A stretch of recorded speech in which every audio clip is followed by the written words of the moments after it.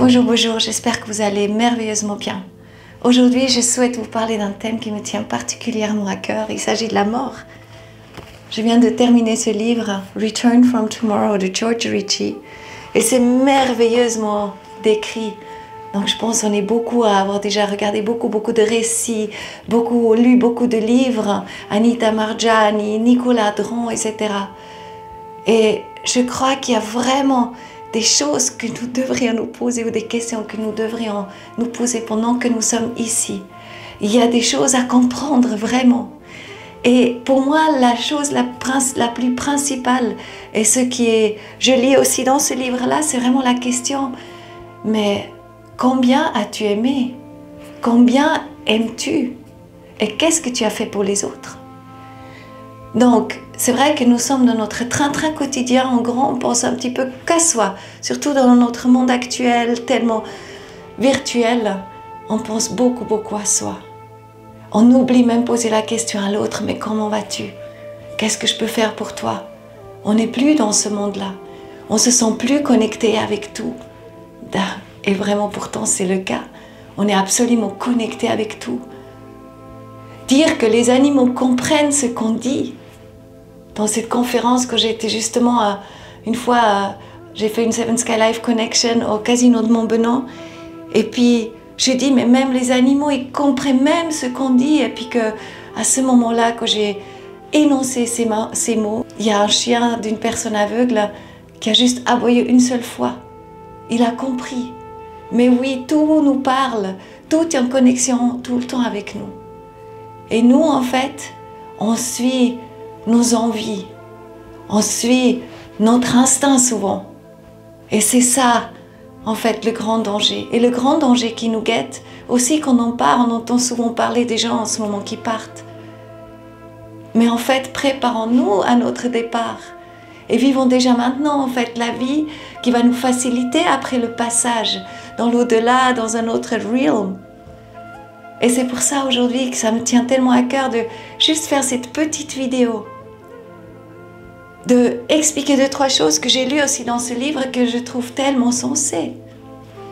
Le George Ritchie qui meurt pendant 9 minutes. Quand il est décédé, donc, c'est un militaire. Il avait une grande pneumonie.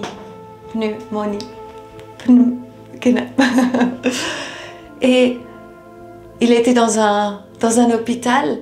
Et son but était aller à Richmond pour Noël, à retrouver sa famille.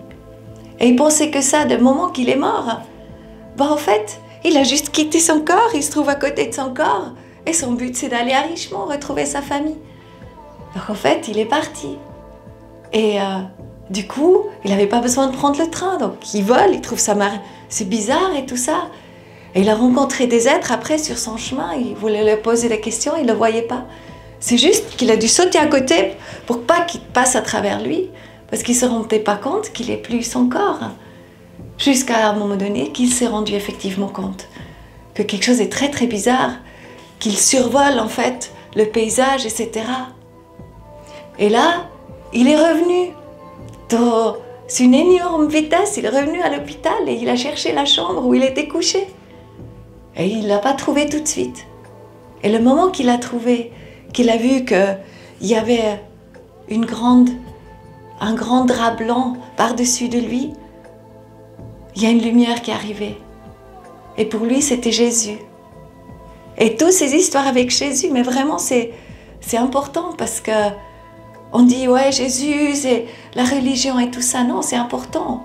Jésus, de la manière qu'il a marché sur la terre avant nous, en fait, il était le parfait exemple d'un humain, d'un être parfaitement en harmonie et dans la justesse, vraiment, avec tout ce qui l'entoure. Il a pu soigner, il était tellement juste avec tous ses propos, avec tout ce qu'il a dit, tout ce qu'il a fait à chaque fois. Donc il n'y a rien qui est pas juste. Donc quelque part, c'est l'être humain parfait. Et notre invitation, c'est d'aspirer à ça. Et il a aimé au-delà de l'imaginable. Et nous aussi, on est invités d'aimer inconditionnellement. Donc à ce moment-là, il y a Jésus qui est arrivé Et il a reconnu à la lumière, il y a de plus en plus de lumière qui arrivait et tout ça et tout ça. Et ils sont partis. Et il a vu un endroit où il y avait beaucoup de militaires, où il y avait beaucoup de buveries, les gens buvaient. Et à côté, il y avait beaucoup de monde. Et là, il s'est rendu compte qu'autour des êtres vivants, il y avait comme une halle. Donc, il y avait un rayonnement autour d'eux. Et à côté, il y avait d'autres êtres qui étaient aussi dans les bars et qui voulaient boire et qui ont essayé de prendre des verres et en fait, leurs mains passaient à travers. Parce que c'est les gens avec la dépendance, en fait, toute leur pensée que c'est que ça, en fait, qu'ils veulent obtenir justement ce que les calme quelque part. Et bien sûr, les gens vivants ne les voyaient pas, mais il a pu voir ça. Et qu'est-ce qui s'est passé? Il y a, à un moment donné, il y a quelqu'un qui s'évanouit. Et quand il s'évanouit, en fait, il y a sa halle de lumière qui s'ouvre un petit peu. Et là, flouch, il y a un de ces êtres qui rentre dedans. Et ça, c'est justement à ce moment-là qu'il y a quelque part, on est occupé. Donc on n'est plus seul dans notre corps. Parce que ces êtres de l'invisible qui sont justement des défunts, ben, ils peuvent rentrer dans notre corps. Et ça, c'est par rapport à ces dépendances. Donc à un moment donné, voilà, on ouvre trop, il y a la lumière qui s'évacue un petit peu, qui nous protège normalement, et là, il y a quelqu'un qui peut rentrer. Donc ça, j'ai trouvé vraiment très intéressant et important. Après, il y avait une fille qui passait derrière sa maman et derrière son papa et qui disait « Maman, papa, pardonnez-moi, pardonnez-moi ». Et puis après, elle voyait plein de plans avec des êtres qui couraient après des gens et disent « Mais pardonnez-moi, pardonnez-moi ». Et il se pose la question « Mais qu'est-ce que ça veut dire ?» Et en fait, il reçoit la voix de Jésus qui dit en fait, ces gens se sont suicidés. Et aussi longtemps qu'il n'y a pas de pardon de la personne, en fait, qui est encore en vie, ben la personne, elle ne peut pas partir dans des autres realms. Parce qu'elle c'est juste fou, donc on peut se rendre compte, hein, ça fait presque pleurer là, c'est tellement... Et tous ces êtres qui partent comme ça parce qu'ils ne se rendent pas compte de ça. Et ensuite, donc aussi le pardon, combien il est important justement. Combien ce pardon, combien on est invité de pardonner, de nous qui restons, et aussi aux autres qui nous ont fait du mal, etc., pour justement être détachés de ces liens aussi. Il y a tous ces êtres qui sont... Ils voient une immense surface, c'est vraiment comme le désert. Et il y a des milliers d'êtres sans âle, en fait, qui se bagarrent, qui se crient dessus, etc. Et en fait, ils sont complètement... Mais je t'ai dit ça, mais tu ne m'as pas écouté, tout ça, en fait, toutes ces croyances qu'on avait la raison absolue, etc. Et en fait, ils restent aussi dans ces plans-là. Et il a remarqué par la suite, en fait, que tout autour d'eux, il y avait des êtres de lumière qui étaient là. Et il suffisait à ces êtres qui sont pris dans ces rages, de se tourner, aller vers la lumière et de changer, mais ils ne peuvent pas parce que le regard il est uniquement dirigé sur ce qu'ils veulent faire, comme ils veulent se faire entendre. Et après, il allait plus loin, il allait dans une université, il trouvait une université. Les gens qui étaient un peu habillés comme des moines, c'était tout calme. Il y avait de la merveilleuse musique, mais plus, du Bach, du Beethoven, plus extraordinaire. Mais il s'est dit, mais est-ce que c'est ça le paradis?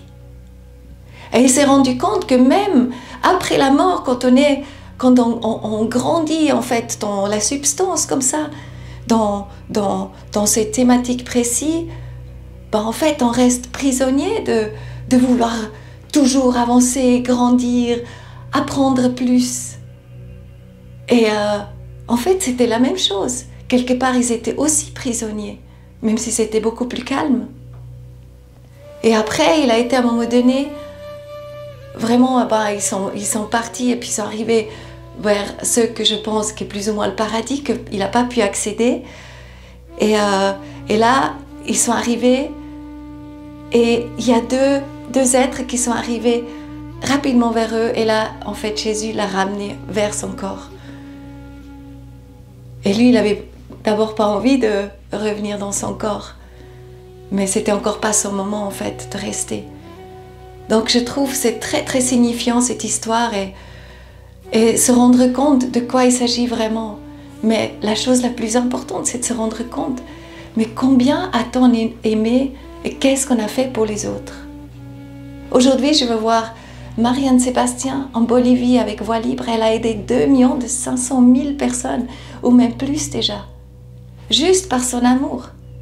Combien elle a aimé quand elle enlève, quand elle sort les enfants des mines, quand elle va dans les tunnels et puis elle sort les enfants, elle leur offre une vie et elle les inonde de mots d'amour en leur disant tu es merveilleux, mais tu es le plus bel enfant, tu vas devenir avocat. Et après, ces enfants-là, c'est tout ce qu'ils ont chez eux, c'est ça qu'ils vont devenir. Et ils oublient leur peine du passé.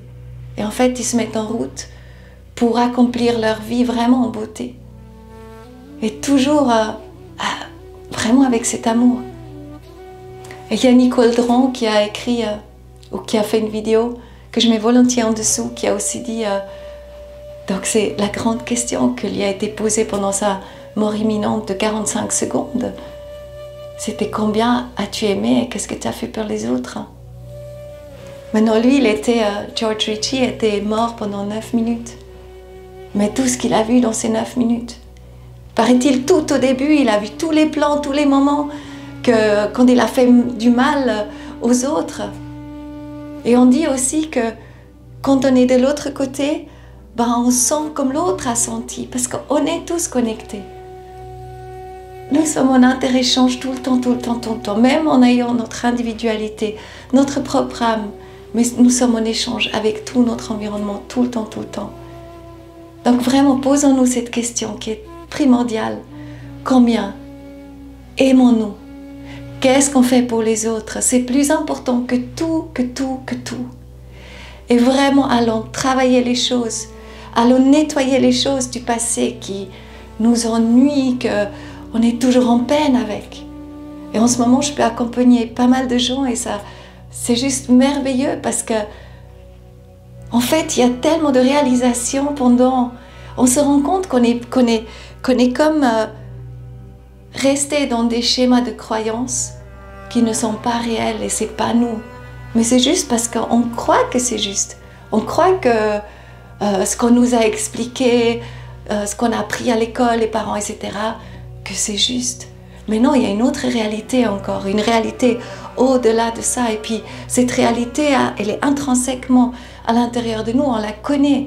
Et si quelqu'un vient juste mettre le doigt dessus, à ce moment-là, on peut laisser partir toutes ces fausses croyances et on rentre dans un tout nouveau plan, avec une nouvelle réalité qui se trame. En même temps, je veux parler aussi, parce que c'est toujours bizarre de parler après de ce qu'on fait, mais c'est vrai que je pense ma formation Rendez-vous avec la joie qui dure 40 jours, elle va faire juste énormément du bien. Et on regarde toutes ces thématiques, on va nettoyer au fur et à mesure toutes nos croyances. Et on va rentrer dans un tout nouvel état de bien-être. Et après ces 40 jours, on est un petit peu comme nouveau-né, un petit peu, voilà. Et puis maintenant, la vie m'attend. Et là, on est vraiment invité d'être vigilant, de ne pas laisser les habitudes du passé revenir sur nous, mais vraiment rester, vraiment être en soin avec soi-même tout le temps, et continuer notre trajectoire en incluant vraiment l'environnement, en étant bon avec nous et bon avec les autres, et en voyant que Dieu, à la fin, nous a renvoyé que de l'amour. Et voilà, j'espère que cette vidéo a été bénéfique pour toi. Je vais mettre aussi dans le lien dessous mon groupe Telegram Rendez-vous avec la joie. Et je commence une formation des 40 jours accompagnée depuis le 22 octobre. Ce sera génial aussi si tu pouvais te joindre à nous. Et on reste en contact vraiment, mais restons surtout en contact avec nous-mêmes, avec les autres, avec la nature. Et puis, ouais, soyons conscients comme tout interagit. Et comme nous sommes encore loin, je crois quand même, de comprendre toute la beauté et tout ce qu'on pourrait réaliser ici maintenant. Et juste avec qui on est, chacun avec ses dons, ses talents, ses capacités. Bon, alors je te dis au revoir, à tout bientôt. Merci d'être là. Et volontiers, partage la vidéo, va voir mon site Cocota, justement j'offre aussi des séances. Et puis collaborons surtout. Et ne nous satisfaisons pas avec une vie médiocre. La vie, elle est là pour vraiment qu'on soit en joie, qu'on soit bien, qu'on soit aimant et qu'on soit ensemble. Bon, je dis au revoir, à bientôt, bye. Oh. Namasté, namasté.